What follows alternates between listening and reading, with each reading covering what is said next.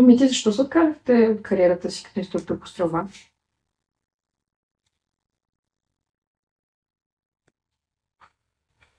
Защото ме пребах.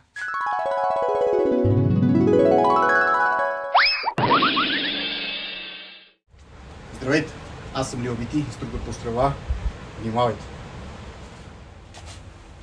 Днес ще ви кажа едно упражнение. Упражнението е универсално. 3 мишени на различна дължина, 2 дистанции. Изпълняваш, стреляш, так, един път и връщаш после обратно. В третата 3 патрона, във втората 2 патрона, в първата 1 патрон.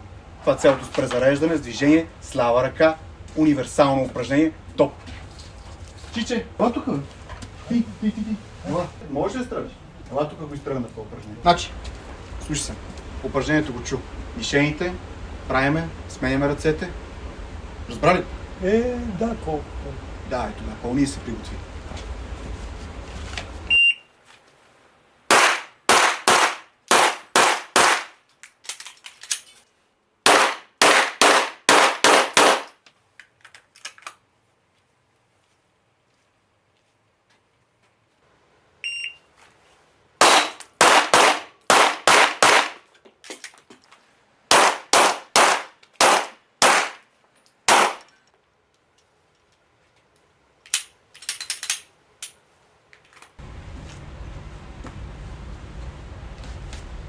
Търтия ти му убил.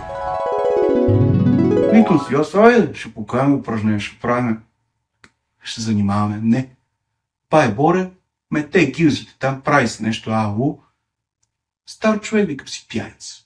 Няма какво направи. Се направим на готи се такова. Нема, братче. Дойде, това още много думкава да бъде.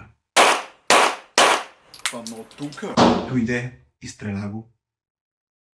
Без да разсипава човек. В какви бакалия съм карал. Тежест, жестока тежест. Импотека имам 4 деца. И сега какво? Рапърче.